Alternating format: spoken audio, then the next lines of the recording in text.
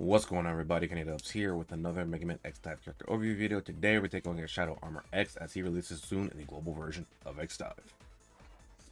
Alright, so here we're taking a look at Shadow Armor X, and I really like his intro here.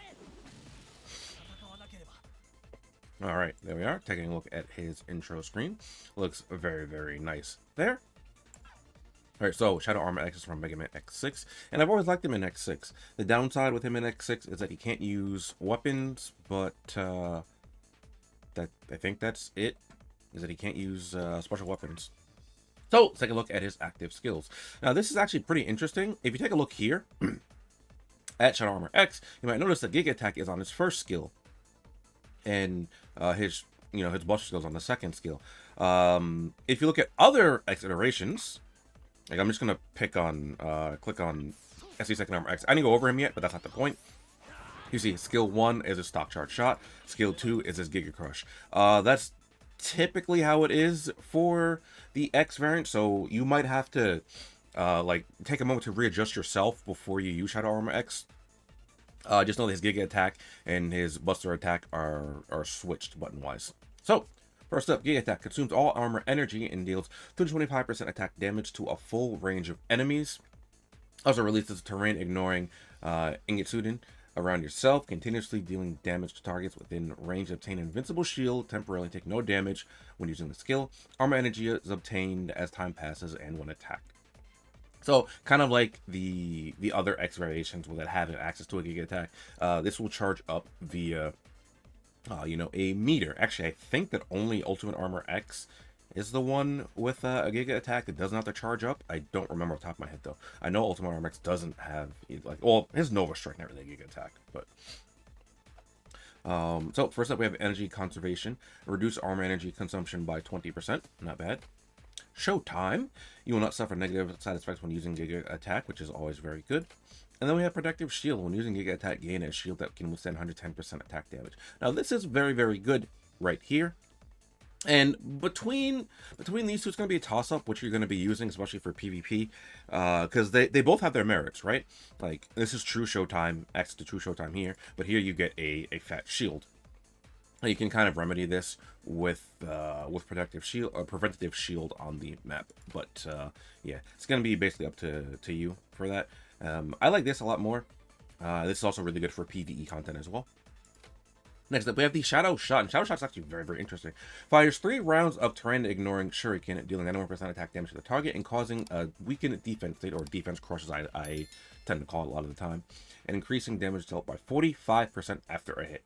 This is an amazing defense crush here, and a pretty good skill as well. So 91% attack damage, which isn't technically correct because it fires 3 of them. So, if you manage to connect all 3 of them against a target, it's going to be a lot of damage, right?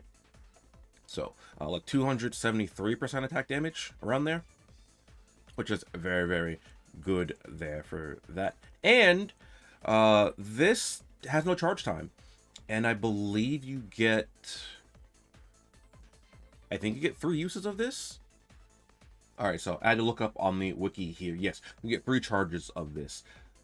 So you have access to quite a few of these before, this goes on full cooldown, which is very, very dangerous there, but also makes Shadow Armor X very, very good with this skill, because you also get the 45% defense crush. First up, we have Undo Enhanced Attack. When you hit a target in Enhanced Attack status, remove that status. Not bad.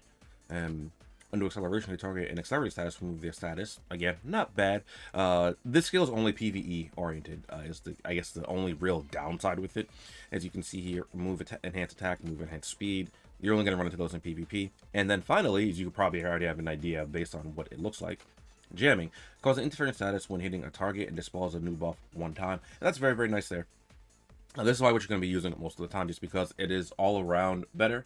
You might use one of these if you're really tired of specific matchups and running into like very, very specific character buffs. But overall, jamming is just the better option, as it is universal. As long as the target has a buff, you can cancel it, get rid of it, and things like that. Next up, for the passive skills, we have Armor Protection.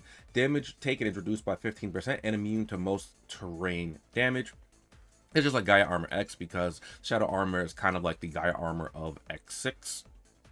in that regard. So you have 15% damage mitigation, which is always good. Just, more damage mitigation, great there. And then immune to most terrain damage. Now, what that means, things like spikes, lava. I think you still take pit damage. You should still take pit damage. And lava, I think, is just because lava is coated like in a similar way that spikes are in this game. So you can deal with that. Here we have Ingetsudin, which I might be saying that name wrong, so you're gonna have to bear with me on that. When a melee weapon is equipped, attacks shoot out Ingetsudin to deal damage to all targets on the path. After penetrating targets, damage will be changed to 25%. This can only be triggered once more after a 2-second cooldown. Increases damage by 20% when equipping a melee weapon. Very, very nice there. All right, so I had to look on the wiki, and okay, no, it's here. The Ingetsudin is 150% attack damage, which is a lot more than I thought it would be, to be honest with you. So when you have a melee weapon equipped, you do like the yellow slash, like the little, God, I can't even, yellow shockwave, I guess would be the easiest way to call it. You get one of those to come out. The targets damage the targets on its path. And you get 20% damage amplification while having a melee weapon equipped. Very good. Next up, we have Shadow Acceleration. Gain acceleration status that cannot be removed after using Shadow Shot, which increases movement speed by 45%. Now, this is fantastic. Not only does it give you a fat speed buff, it cannot be removed. So that means if you're, for some reason, in a mirror match, mirror match, and you get it with jamming, well, you can't get removed, or you get it with undo acceleration, well, it doesn't matter anymore either. And then the interesting part of this, dodge is increased by an additional 30%. Effect may be reduced depending on the enemy's hit points. So, first of all, this hit points isn't returning your HP. It's actually like there's a stat called hit. Only really matters in PvE right now. But increases your dodge by 30%. What that means is some attacks you use against Shadow Armor X will simply miss. Like if you're in PvP, if you've ever been playing PvP, and you're hitting like a Shadow Armor X, and that's like standing still, no iframes, nothing. Like, why my attacks not connecting? Well, that's why, because he has inherent dodge, and I think at this point it's still the only character with inherent dodge. I think it kind of fits in with the theme of like shadowy ninja like kind of thing, evasive. So that's pretty cool. I don't know how much I like this though, but I guess this is like the only real direct counter to, not even a direct counter, but like the counterpart for a character to have inherently that would be similar to defocus, as defocus makes it so that the opposition will miss attacks. So now you have something like an inherent built-in defocus. Except we have energy absorb when you hit a target with Shadow Shot or Ingetsudin of the passive skill. So your Shadow Shot or your second passive. Increase the armor energy. Natural armor, increase the natural recovery speed of armor by 25%. So this is good here. Increases the energy you absorb when hitting and getting hit. So that's always good there. I'm sorry, when getting hit, or just like if you're just marinating, just chilling, increase your armor energy by 25%. And then finally, we have Shadow Erosion. When Giga attack hits a target, it causes the target to enter a defocus state with a 20% chance of not hitting its target. Shadow Shot causes a weakened crit status when it hits, reducing the crit rate by 126%. Shadow Shot can penetrate through all targets in range. It deals 25% more damage after penetration. So this is a pretty loaded skill here. Giga attack hits a target, they can enter defocus. So now, you have a 20% chance to miss from the defocus that it inflicts, and a 30% chance to miss because of the inherent dodge Shadow Armor X have. So that could be pretty annoying for some players. However, luckily, the defocus from this can be, it's not a guaranteed hit. It doesn't ignore preventive shield, doesn't, ignore things like that. So you can protect yourself from this here. But Shadow Shot reduces your crit hit rate, which means you do a lot less damage because you can't crit. I don't think this will matter too much outside of like characters that have like inherent like change words that raise your crit rate, right? Like Furham, is my first thought, and then my second thought is New Year's Cinnamon. I think New Year's Cinnamon. I always confuse New Year's Cinnamon and Valentine and White Day Cinnamon. It's one of those two that has enhanced crit. You don't really see those characters in PvP all that much nowadays, but those are the first two that I can think of. I think it's White Day Cinnamon, actually. Not New Year Cinnamon. Pretty sure it's White Day Cinnamon. Anyway, moving on to Shadow Armor's DNA. He won't have his DNA when he releases it in global, but again, as per usual, we'll just go over this just so that you are aware of what is in store. First up, we have crit reduction special attack. When you hit a target in crit reduction status, increased damage equal to 20%. So this also increases your damage by 20% because of this passive fade when you hit a target with your shadow shot. So that's really nice there. Melee adaptability, when the taken by 20% equipping a melee weapon, which you'll probably want to use because you're using Shadow Armor X anyway. And he already has a 20% melee amplification with that. So that's good as well. 20% damage mitigation. He technically has more than 20% just because he has dodge and access to defocus. But this will be like your consistent one here, right? Because as long as you have melee weapon active, you will take 20% less damage. And then this is energy absorb modified. And this one is interesting. The energy, the armor energy increase effect energy absorb increased by 700%, which sounds really good. But the problem is we don't have much of a basis to go off of.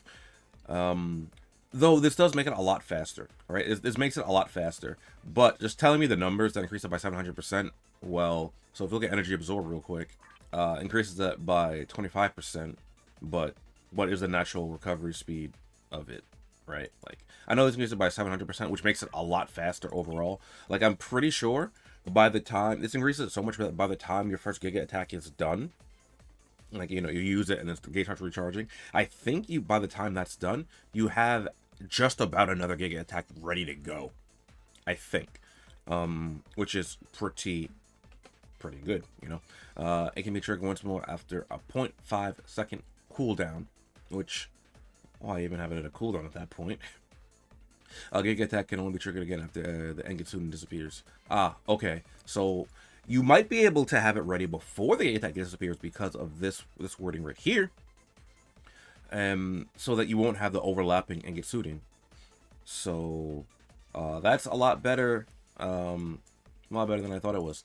And well, I mean, like, the recharge time is not better than I thought it was. I guess by the time you use one and then Engetsunin disappears, you'll have another Giga attack ready to go based off of this wording.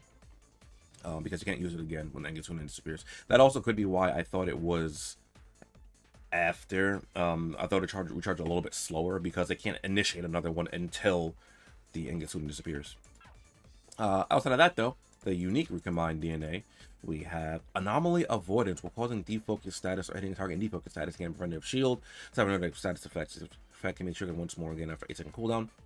Not bad at all, to be quite honest with you. Especially because you can hit from a very far range with Shadow Armor X because he ignores terrain and with the Shadow Shot. And you can inflict defocus pretty easily. Other than that, short range adaptability, short range boost, melee adaptability, buster adaptability, melee amplification. Pretty good passives here overall, I think. But that's it for Shadow Armor X. Let's go ahead and take a look at some weapons that will pair well with him. Real quick, before I move on to the weapons, I forgot to mention, like, at the start of this is a Dye Festival character. So, you know, 8% rates will only be available during Dye Festival banners, or like some maybe very specific banners, like the favorites banner. Just wanted to put that in here because I forgot to mention it at the start. Oh, also, he can actually attach to ceilings and walls like Gaia Armor X can. So there's like an X6 how you can just like stick to the ceiling. You can do that in this game too and hang on the walls. It's pretty cool. All right, over here at weapons. Now, Shadow Armor X does like melee weapons, but you know what goes well with melee weapons? Busters. You know why they go well with melee weapons? Because of elite hunters. And it's just the easiest thing to build around. So, Buster melee hybrid setup, explosive bolt, Hawk precision buster, you know, your sniper buster, the destructive laser, all very good weapons to use. Explosive bolt would be the best one for hidden, you know, player killer or penetration. I always recommend player killer over penetration simply because It's easy to get value out of player kill. You just have to use player kill or penetration. You have to bank shots, make them ricochet, and otherwise I don't think that'll damage player killer. Penetration does have potential for higher DPS, but player killer is just a lot more consistent. And it's not map dependent either, map more position dependent. Hawk Protection Buster, I like this weapon, but I don't like it at the same time. The big draw about this weapon is that it can pierce terrain from far away, which is very, very nice. However, in order to pierce terrain, you have to access to your quick hunt status. And to get access to your quick hunt status, you have to hit the target with this weapon. Or you have to hit a target in long range or in medium range in order to get access to that. And then your Falcon Wings after that will allow you to ignore terrain with it. I would like it a lot more if it didn't need to do that, but I think the weapon would be a bit unbalanced if it did. So, I mean, there's that.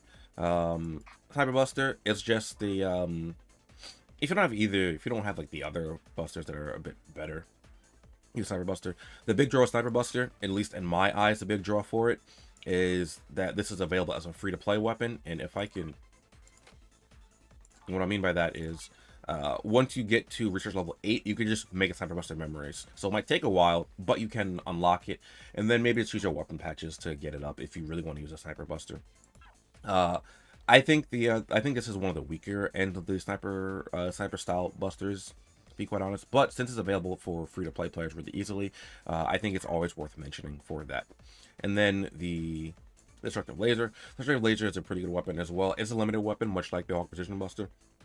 She'll only be able to get this from limited weapon banners. It's a little bit weaker than the Sniper Buster in general, but it also has a higher rate of fire, or lower. Fires faster, shoots faster. So, yeah, there is that. It has some interesting passives as well that you can make use of. Moving on to the melee weapons here. We're just going to talk about Nightmare. Nightmare's a pretty good weapon. It gives you a free attack boost, so all you gotta do is swing the weapon around, you get an attack boost. It also has a crit hidden skill, so you can deal even more damage, increase crit by 36%. Also has ultimate breakthrough, which you can make use of as well. We have the Ancient Relic, which could be an interesting tech on Shadow Armor X, actually. Depending on what you want to go with on your Giga attack. Now, the reason I say that is because this weapon has some utility in what it can offer with its hidden skills, with the Protective Rune, Speed Rune, Assault Rune, or Cleanse Rune. So what this does is the Protective Rune gives you a shield. The shield is a lot weaker than the Giga attack shield. However, this would allow you to run the Showtime chip if you really want that. Speed Rune, I think, would stack with your Shadow skill, but the Shadow is just much better. Overall, I probably wouldn't run Ancient Relic alongside Shadow Armor X, but like I said, this gives you a little bit more freedom with if you want to choose between the Showtime or the Shield on Shadow Armor X. Though depending on what you're doing, I mean, if you're doing PvE and you want access to Shield and Showtime, yeah, I think it's fine. But for PvP, I probably wouldn't really want to use this specifically on Shadow Armor X all that much. Gotta talk about Grudge Axe. Like I always say, I don't really like this weapon all that much, but his weapon is really, really nice. Now, this weapon actually loses a bit of value versus Shadow Armor X, actually. Because Shadow Armor X's buffs cannot be taken away. So, one of the big things about this weapon is that it has a chance to steal a random buff from the opposition. But with Shadow Armor X, you can't steal them. Also, with Shadow Armor X, it has access to jamming. So Shadow Armor X can remove a buff and then prevent a buff from landing as well because of the interference status he inflicts. But this is still a good weapon overall. We're not at the point yet where there's a lot of, or there's too many, non-removable buffs yet. So I think Grudge Axe still is a very good weapon because of that. Wretched Curse doubles the rate of this happening. Also inflicts out of control. I forgot to mention that as well. At a 60% chance because of this to steal a buff or to inflict out of control. And then you can just pick one of these that you want. If you're a raider, you'll have weak spot. You can go out of control special attack as well, but like I said, if you're primarily a raider but you do dabble in PvP, you'll have weak spot strike. You might want weak spot strike in general, but I know you want this if you're a raider. Now, I wasn't going to bring this weapon up just yet because, again, this isn't available in the global version. However, it is a very good weapon, and I've heard whispers of this weapon supposedly coming soon. I think I remember Zero X saying that this weapon will come out around the summer, and being that today is May 23rd, summer is only like, starting summer is only like a month away, so I figure I'll just throw this in anyway. Red Lotus Saber, fantastic melee weapon. Fantastic. It's from Command Mission. I never played Command Mission, but this weapon looks cool. The character from Command Mission look very cool as well. Can't deny that. As for the skills that this weapon has burn, has armor crush, has speed, has red little salvo. Red little salvo, giant fire pillar, and can inflict a burn. Giant fire pillar does 150% attack damage. The destroyer armor from this is increased by 24%. So this has inherent armor crush. The speed from this is increased by 28%, so you get a speed buff there. The burn is 16% of your attack every half a second on the opposition, which is very, very good. And then for the hidden skills, you have quite a few things here. Continuous damage special attack, which you'll be using in general as long as you're a raider, I think. If you are a raider, you'll probably go with boss killer, though despite continuous damage special attack being a little better overall, boss killer just means it's a little bit more consistent, just because you don't have to worry about them being in continuous damage. Though this just when it hits, it's not a chance to cause this based off of the wording anyway. But the burn can wear off while you're in the middle of a combo. So if you want the consistency, you can go with boss killer. But overall, I think continuous damage special attack is just much better. You want to get a little bit more up close and personal with Shadow Armor X, Gator Fangs, and Explosive Blower are options as well. I think you would definitely go with Gator Fangs over Explosive Blower, but you can also use Lightbender because Lightbender is a great weapon as well. One of the great things about these two weapons is that they also have access to jamming, which I'll get into more with the cards. But this will also allow you to kind of just use interference special attack as well as a thing, but this just disrupts the buffs of the opposition, alongside Gator Fang just doing a lot of damage as well. You have the Rending Fang, you have the Predator status, you have the Rapid Reload. So once you're in Predator status with this weapon, you do a lot more damage, but you also reload a lot faster. Reload becomes half a second in Predator status. Predator status increases your shooting by 65%, which is a lot. And then Rending Fang, when you're in close range with the opposition, you deal an additional attack that does 82%, or roughly 83% attack damage, which is very, very good.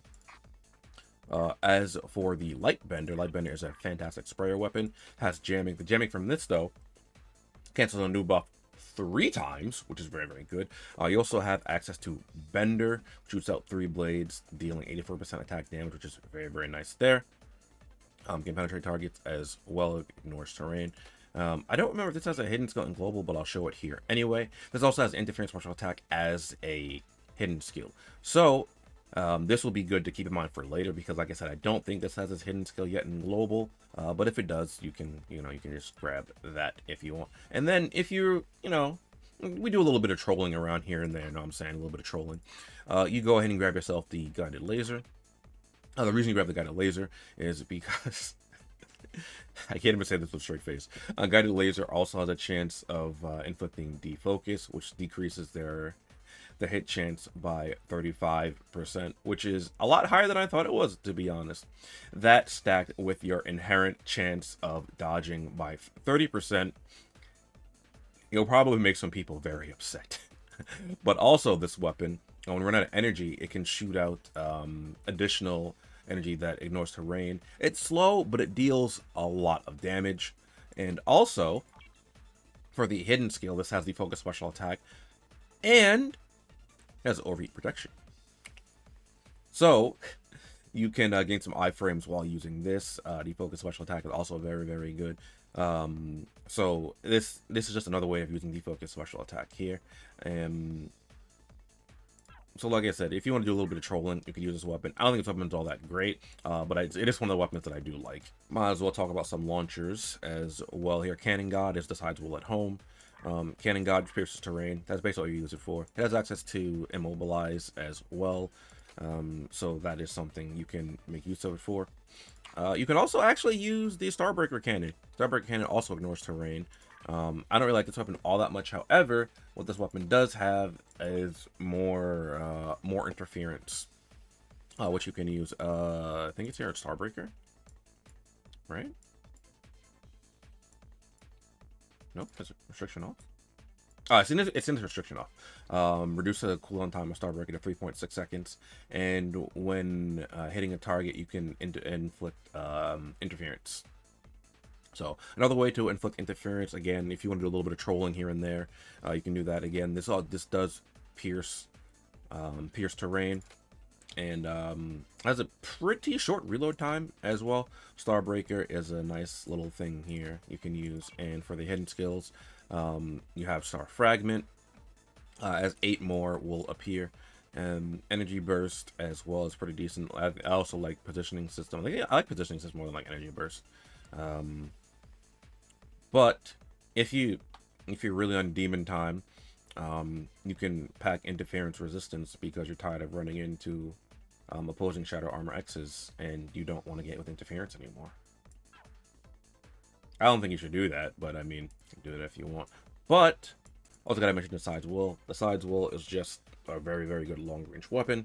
If you're doing anything that includes zoning, you use this weapon. Weapon's very good. You can penetrate.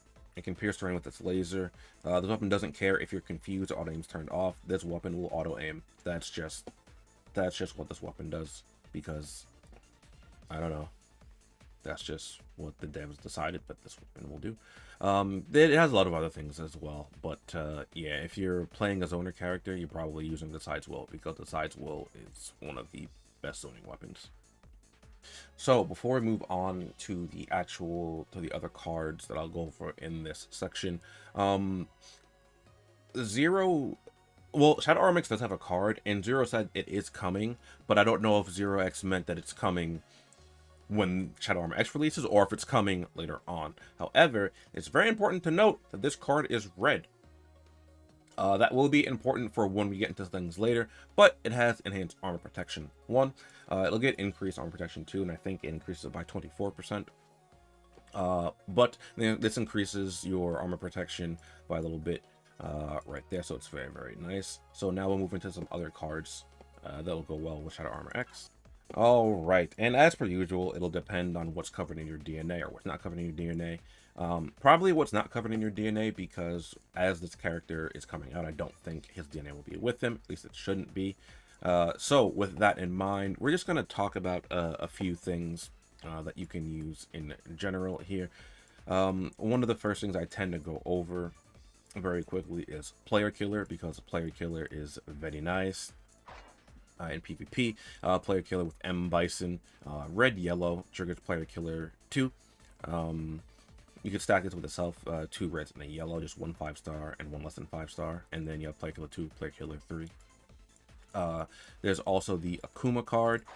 Has Master of the Fist. It will stack with any level of Player Killer or Player Sentinel, just because it is a different name. I do want to mention though that Akuma and M Bison are part of the Street Fighter collab, so if you miss Street Fighter collab, you probably don't have access to those 2 cards. Kind of sucks, but fret not, local divers, because if you don't have either of those, you can use the Life Aura card from base that you could get in the token shop, and this has Player Killer 2, yellow, yellow, red, so you can stack it with itself. And remember how I said the red card is important? This is one of the reasons why it's important, because you can get 2 of these, stack a 5-star copy, so you have Player Killer 3, less than 5 stars, you have Player Killer 2, and then the Shadow Armor X card, and then you right there you just have your double Player Killer alongside the card. You don't get the second ability on the card, but that's okay. You also have access to the Sigma X4 card, which you can again get at the token shop. Player Killer 2 on this. This is a green card, does not stack with itself, so you only get Player Killer 2 just off of this card. And if for whatever reason you're balling on a budget for some reason, you can also make use of a few lower rarity cards down here. If I can find them real quick. The Matt card. This is an A rank card, but it comes from card packs, so you have to use a little bit of RNG, but you'll probably have had a few of these by now because of your your daily arena things. Player Killer 2 when it's maxed out, Player Killer 1 when it's not maxed, you can stack it with itself. Player Killer 2, Player Killer 1. Not the best, but it is an option. And then aside from that, we also have the Wheel Gator card. right here. You can actually make this in the research lab, so you can stack this with itself too. Green, green, yellow. So player killer 2, player killer 1. Again, not the greatest, but it is something you can do. All right, you gotta mention the Elite Hunter I mentioned earlier. Buster melee combo is just so good, and you know, why not use it when you have access to it? Double invocation, double adaptability, 3. Blue, blue, red triggers off of, so blue, red, or blue, blue, red. And it's another reason why I said the red is important for the Shadow Armor X card, because if you need a Shadow Armor X card, you can put it next to 2 Elite Hunters and then use that. This will increase your damage done and damage mitigation by 18%, which is quite nice because you get 10% here from a 5-star copy, and then you get access to this, the 8% from a lower copy. Now, if you don't want to use a Shadow Armor X card, what you can do instead, actually, is use a Twin Heroes card, which I'll have a picture of here. I don't have on this account. That is actually from a monthly reward, or you have to buy it in the global version, so maybe you don't have it. There are some other red cards you can use though, but I think if you're gonna be going down a more melee route, you might want to use that.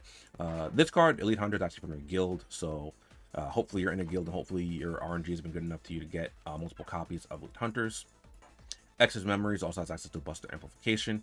It is a red card as well, so it will trigger the Elite Hunters red, red, blue. And the important part of this triggers off of red, blue as well. So that's very, very good there. You can get this from the Deep Quarter. So this is available for you to play as well. It just takes a little bit of RNG, though. You can get it pretty easily. As you can see, I have quite a few copies here myself. I have 2 max copies, and then I can make I'm close to making another max copy. Oh, no, I can make another max copy if I want, but yeah, this is pretty easy to get as well. Successfully completed is also another option you can use if you don't have Elite Hunters or Buster Melee. Triggers off the blue, green. Again, you can stack this with itself, blue, blue, green, but this doesn't have the double adaptability as well, which might not matter all that much because of how much damage things can do in this game. But you know what? I mean, there's no point not to use Elite Hunters over this if you have access to it, right? So, all right, that's going to be it for Shadow Armor X.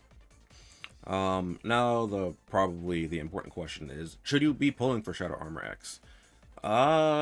That's gonna depend entirely up to the individual. I've seen a lot of people saying that Shadow X is a most pull, when in reality that's extremely subjective. It really depends on why you're playing the game, right? Shadow Armor X is good in a variety of game modes. Yes, don't get me wrong. Deals good damage, has good debuffs, or I guess interference, things like that. You know, he has speed, he has shields, damage mitigation, and things like that. But like I said, it depends on why you're playing the game. He's pretty solid at raids, but if you're really a raider, he probably wouldn't make your first 5 lineup. He'd probably be in like your second string, I think at best, because there's just other characters you would use over him. And if you're a raider, there's a character coming out pretty soon that you would use instead. In fact, he's right here.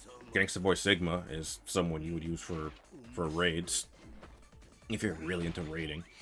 He would be in your first string. Shadow Armor is good at PvE, but I mean, we're moving towards an era where like basically every character is good at PvE. So like because some characters are just gonna have like shielding, healing, screen nukes, things like that.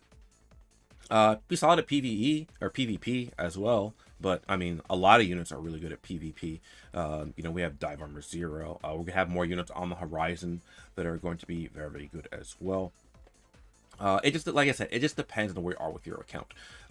He is a very, very good unit, but you kind of have to sit down and assess, like, do I really need this for my roster? One thing I will note, though, is that he will also be very solid for things like Total Power Battle.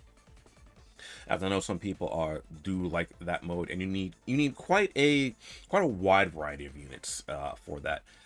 And Shadow Armor is going to be one of the units that you can use in basically any part of Total Power Battle, because he has a 45% speed boost when he's just firing his Buster.